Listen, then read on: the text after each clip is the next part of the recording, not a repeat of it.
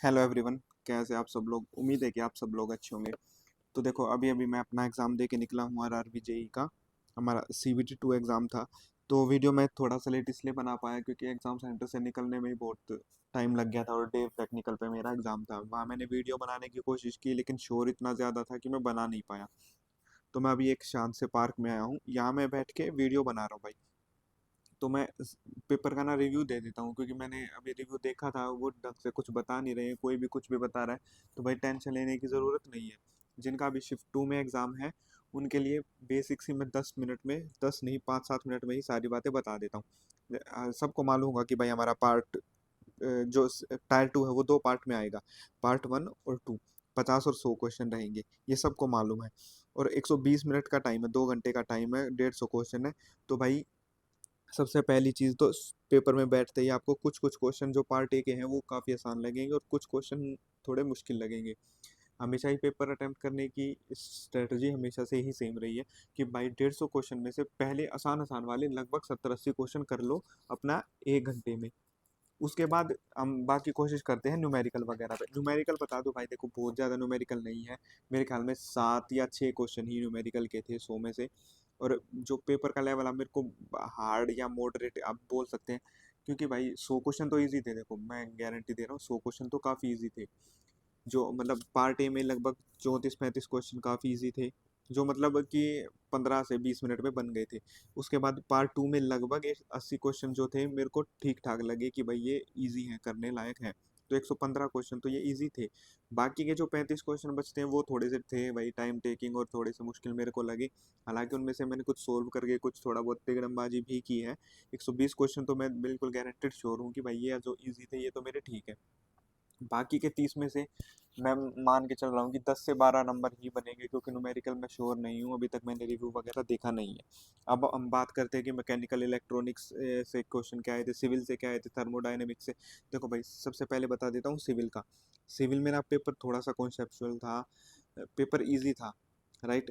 Draft foundation कैसे use होती है, फोकस ऑफ कन्वेक्स आया था, डिस्टेंस ऑफ रिफ्लेक्शन आया था हमारा।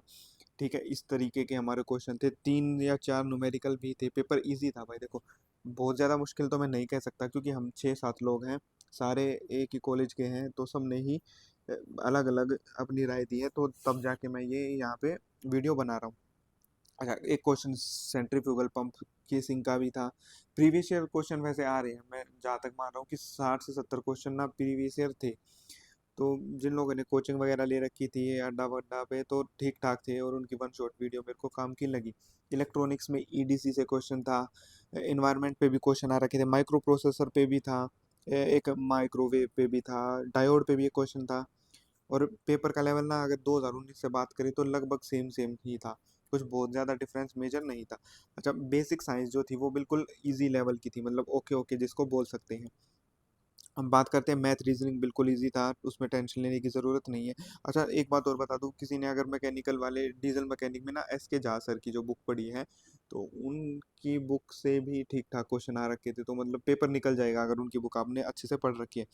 अच्छा, ये साइको में कि कितना क्वेश्चन मतलब स्टेशन कोड याद करना रहता है नियम, मैंने तो भाई 24 याद कर रखा था।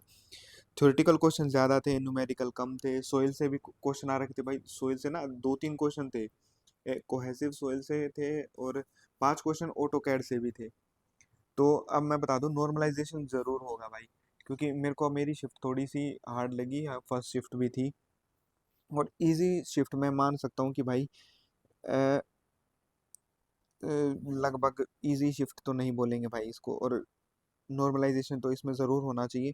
अब साइंस के टॉपिक पे कुछ क्वेश्चन बताना होगा कि भाई कैसे क्वेश्चन आ रहे हैं। तो नॉर्मल और 3-4 क्वेश्चन करंट अफेयर भी थे भाई, मतलब मेरे को जो लगा कि ये करंट अफेयर थे, लेकिन ये नई करंट अफेयर नहीं थी भाई, थोड़ी सी ओल्ड करंट अफेयर उन्होंने डाल रखी थी। तो भाई पता नहीं ये डाल क्यों रखी थी। लगभग बच्चे ना 140-135 यही अटैम्प्ट है, मेरे 137 अटैम्प्ट थे। तो मेरे पहले पार्ट में 42 अटैम्प्ट थे और सेकंड वाले में 95 अटैम्प्ट किए थे मैंने, शायद 95-96। और जो नॉन टेक वाले हैं वो 130 के आसपास सब अटैम्प्ट करके आ रहे हैं। अब मैं आपको कुछ कुछ क्वेश्चन इसलिए नहीं बता पा रहा हूँ क्योंकि भाई अभी इन्होंने थोड़े दिन पहले वो डाला था कि भाई पेपर अपना नहीं शेयर करना होता है। वैसे मैंने अपने टेलीग्राम के ग्रुप पे डाल रखा है कि भाई पेपर को कैसे शेयर वगैरह करना है। तो इसके अलावा और भाई मैं जैसे मतलब ना हीटिंग के क्वेश्चन बताती हूँ। हीटिंग इन माइक्रोवेव था। अच्छा, इल्यूमिनेशन से 2-3 क्वेश्चन थे हमारे, और शेडेड पोल के 2 क्वेश्चन थे। एपरेंट पावर गिवन थी अपनी, और पीएफ गिवन थी, एक्टिव पावर हमसे पूछ ली थी। और हेलिस्कोप का भी एक क्वेश्चन था। भाई माइक्रोवेव हीटिंग टाइप का भी एक क्वेश्चन था। अच्छा, एक चीज़ और बता देता हूँ, वायर रेजिस्टेंस और एलॉय मटेरियल से भी एक क्वेश्चन था भाई। रिलेटिव परमिएबिलिटी रेशियो से एक क्वेश्चन था, डाइलेक्ट्रिक से एक क्वेश्चन था, इंफ्रारेड से एक क्वेश्चन था। भाई पेपर ना वैसे टेक्निकल था, मतलब। और एक क्वेश्चन था कि हीट को कैसे इंक्रीज करेंगे कंडक्टर में, और ड्रॉबैक ऑफ आईएनडी जेन इन विंड पाइप, विंड पीपी था एक भाई। एक सेकंड लॉ पूछ रखा था उन्होंने, आई टू वोल्व था एक। P equal to M V करके भी एक इक्वेशन थी। ये सब मैं इसलिए बता रहा हूँ भाई क्योंकि हम 4-5 लोग हैं साथ में ही आए हुए हैं यहाँ एग्जाम देने। तो सब अलग अलग ट्रेड से थे। पावर इलेक्ट्रॉनिक्स से एक क्वेश्चन आया था। मतलब जैसे वेटेज पावर इलेक्ट्रॉनिक्स की थोड़ी ज़्यादा थी, बेसिक सर्किट क्वेश्चन कम थे, मतलब बहुत ज़्यादा नहीं थे। एनालॉग इलेक्ट्रॉनिक्स से भी 3-4 क्वेश्चन थे। अच्छा, एक क्वेश्चन था का भाई, सिंक्रोनाइज मोटर एंगल है ना 90 से ऊपर होने पे क्या करेगा। और एक ट्रांसमिशन लाइन से था, पाई और टी टाइप का क्वेश्चन था। और बायस स्टेबिलिटी का अगर आपने सुना हो तो 3 से 4 क्वेश्चन वहाँ आगे भी थे, फिक्स्ड बायस स्टेबिलिटी के। भाई number of heating element in iron था। अच्छा, ग्लोबल वार्मिंग इंक्रीज परसेंटेज भी पूछ रखी थी एक, जो जनरल क्वेश्चन था। हीटिंग एलिमेंट कितने होते हैं इलेक्ट्रिक आयरन में। भाई लेमिनेशन से एक क्वेश्चन था, शेल से एक क्वेश्चन था। शेल टाइप सैंड है ना, जो मतलब कि उसमें कौन सी वाइंडिंग होती है। और एक क्वेश्चन डाई इलेक्ट्रिक से था। कैपेसिटी फैक्टर लोड रेशियो था। एक वाउंड रेजिस्टेंस मटेरियल से था, मतलब टाइप ऑफ हीटिंग एलिमेंट कितने होते, डीसी शंट जनरेशन भी आ रखा था। 2 क्वेश्चन थे डीसी शंट से। तो भाई ठीक ठीक लग रहे थे मेरे को तो ये। और इसके अलावा तो भाई ना 2-3 क्वेश्चन थे ग्राइंडिंग के, और 4-5 क्वेश्चन आ रखे thermo plus IC plus welding के, 4-5 क्वेश्चन थे भाई। और इन्वायरमेंट से भी क्वेश्चन आ रखे थे। और मेजरिंग इंस्टीट्यूट के जो क्वेश्चन हैं वे आ रखे थे। अच्छा, एक चीज़ और बता देता हूँ भाई, इलेक्ट्रॉनिक्स वाला का लेवल ठीक ठीक था, मतलब बहुत ज़्यादा मुश्किल तो नहीं था। थर्मोडायनिक्स, एसआई इंजन, वेल्डिंग, इनसे भर भर के क्वेश्चन थे। और अप्लाइड थर्मो के भी क्वेश्चन आए थे भाई, लगभग 4-5 क्वेश्चन थे वहाँ से भी। मेजरिंग इंस्ट्रूमेंट के तो भाई बिल्कुल ही उल्टे सीधे क्वेश्चन दे रखे थे। ग्राइंडिंग से 3-4 क्वेश्चन थे, वेल्डिंग से 4-5 क्वेश्चन थे।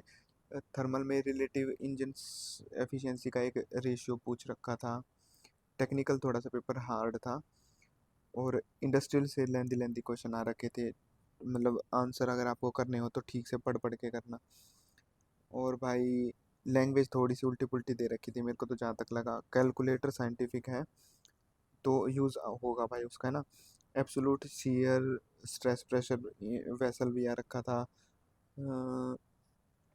तो बस यही बता पाऊंगा भाई। तो अब जिन जिन का है सेकंड शिफ्ट में, वो अपना रिव्यू मेरे को टेलीग्राम चैनल, मैं टेलीग्राम चैनल पे भाई सब्सक्राइब कर लेना। मैं अभी 2-4 मिनट में एक वीडियो डाल दूंगा, वो सिर्फ प्राइवेट वीडियो होगी, क्योंकि ये बाद में कलेश होता है कि आपने ये क्वेश्चन क्यों बता दिए। सारे क्वेश्चन लिख के मैं अपने टेलीग्राम ग्रुप पे डाल रहा हूँ भाई, जिन जिन का सेकंड शिफ्ट में एग्ज़ाम है। और ठीक है, तो उसमें हम रिव्यू करेंगे सब बच्चे मिलके कि भाई कैसे क्या पेपर था। So all the best.